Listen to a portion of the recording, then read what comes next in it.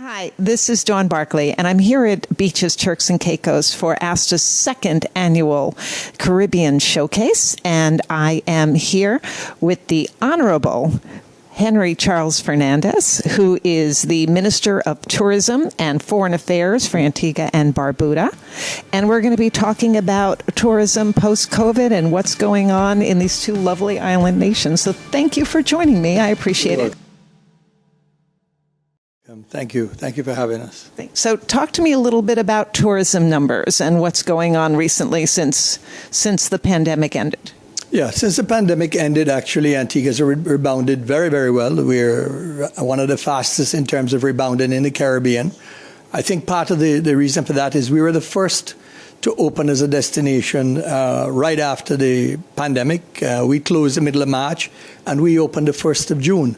So we were the first to open in the region. We took the bold step of pushing the vaccination in the islands. We also actually trained all of our frontline tourism employees, all of them, our taxi operators, our red caps, our people within the tour industry, people in the hotel industry, because we wanted to ensure that there would be no contagion from a guest to one of the persons that are on the front line. If that had happened, it could have created a problem for us and forced us to maybe even close again. So we worked really, really hard to train our people to ensure that that would not happen. And it hasn't happened, and we're very thankful for that. One of the reasons, again, I think, is because we had a very, very high rate of, also a high rate of vaccinations in the island, one of the highest in the region. Perfect. And tell me a little bit about the infrastructure and the growth in infrastructure over the last few years and how that's going to manifest itself in a growth in rooms.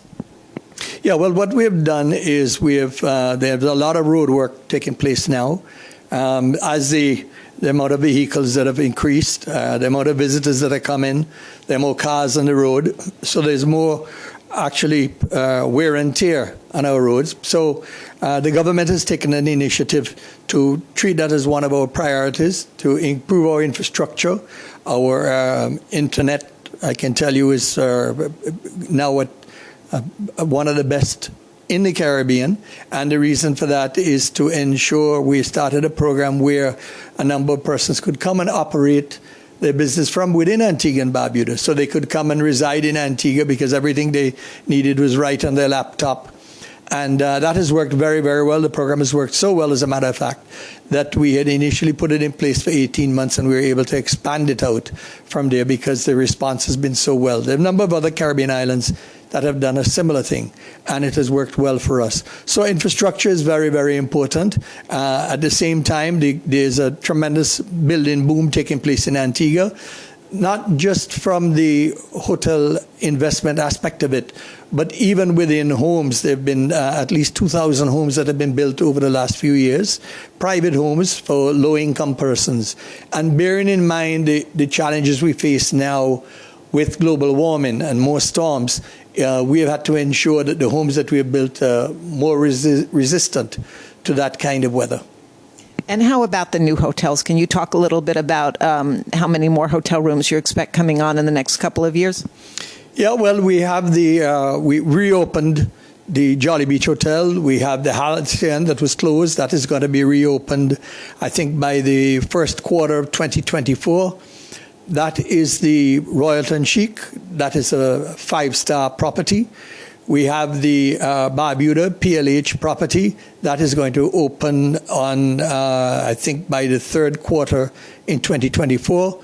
The Nobu property will start construction the fourth quarter of this year. We have the Half Moon Bay property that was closed since 1995. That is going to, we just signed with a luxury resort brand. An announcement will be made very shortly to explain all of that.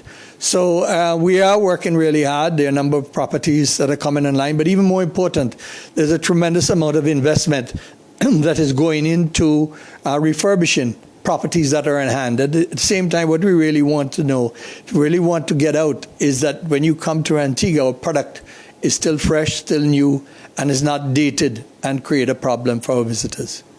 Excellent. And how is your being here at this ASTA Caribbean Showcase going to work toward those goals? Well, ASTA has been a great proponent for us in the Caribbean, more so Antigua and Barbuda. And with what we have been through together, especially over the last couple of days, I think it will only speak volumes and encourage ASTA to fight even harder for us in the Caribbean, more so, of course, Antigua and Barbuda. Perfect. Thank you so much for joining me. You're welcome. And thank you. This is Dawn Barkley with Insider Travel Report.